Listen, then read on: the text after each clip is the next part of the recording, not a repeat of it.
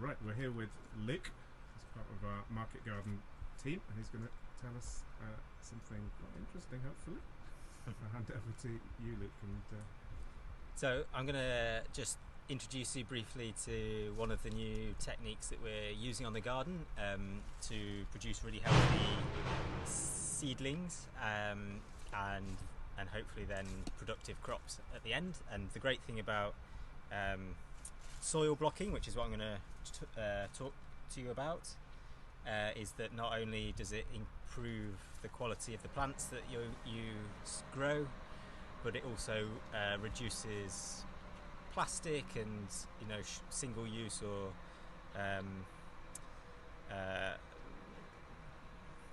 poor quality unrecyclable plastics, which is often used in the seed trays that like module trays that you have maybe 20 little black modules that you sow seeds into and grow your plants in one of those. Well, we've finally got rid of all of ours. They're one of those things that clutter up and collect up and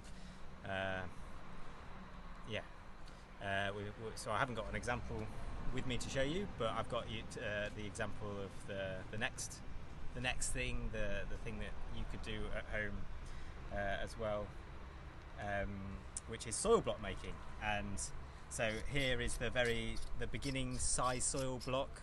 These are micro soil blocks, and the principle with all the soil block makers is that you have your potting mix in a container pre-prepared, and then you press down into that mix with your soil blocker, fill up the little cubes depending on the consistency. That part of the art of soil blocking is getting the right mix so that it makes this job nice and easy. If not, you have to use a bit of extra help, such as I am doing here. And then when you pull the device, you eject all these little cubes. Very satisfying. Looks a bit like a brownie mix. So if you just have a look over those while I get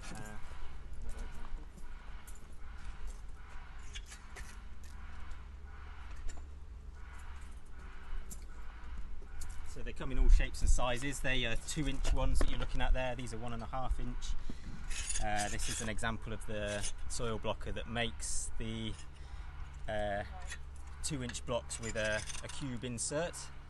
And then the magic really happens. I feel like I'm on a cookery show. You sow your seed in your tiny micro block, and then da-da, here's some I made earlier. Here are a load of lettuce, and those ones are anise hyssop seeds germinated in these tiny cubes. And then this is the exciting bit. This little cube fits straight in that little indent there. Here we go. Here go the lettuce seedlings. So this really reduces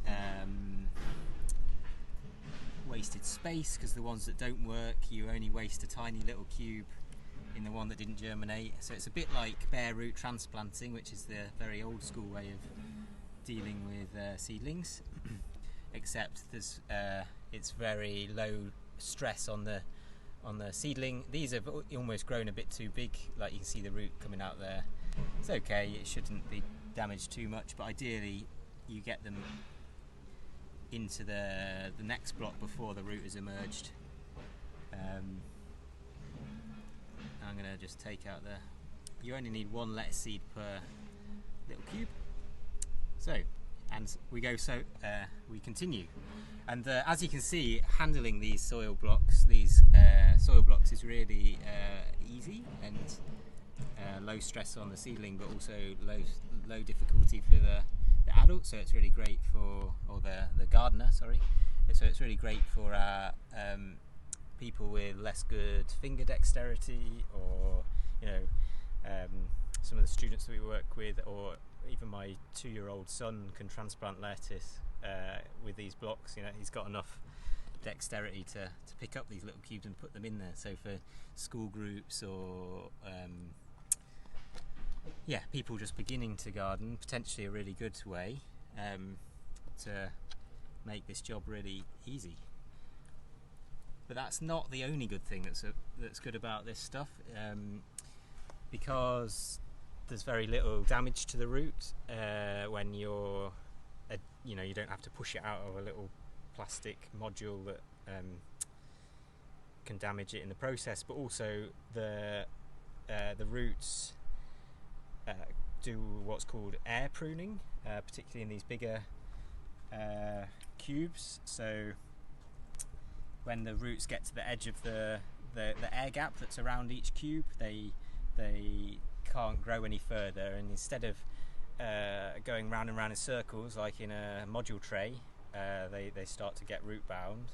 They just stop and get more dense, and they're all pointing outwards, and then when they go into the soil, when you transplant them into the field of the garden, they are just ready to go outwards, so you've got a really strong root mass.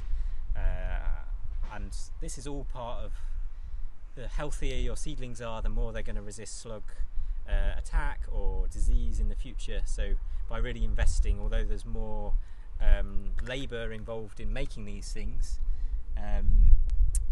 it pays off later down the line, less losses.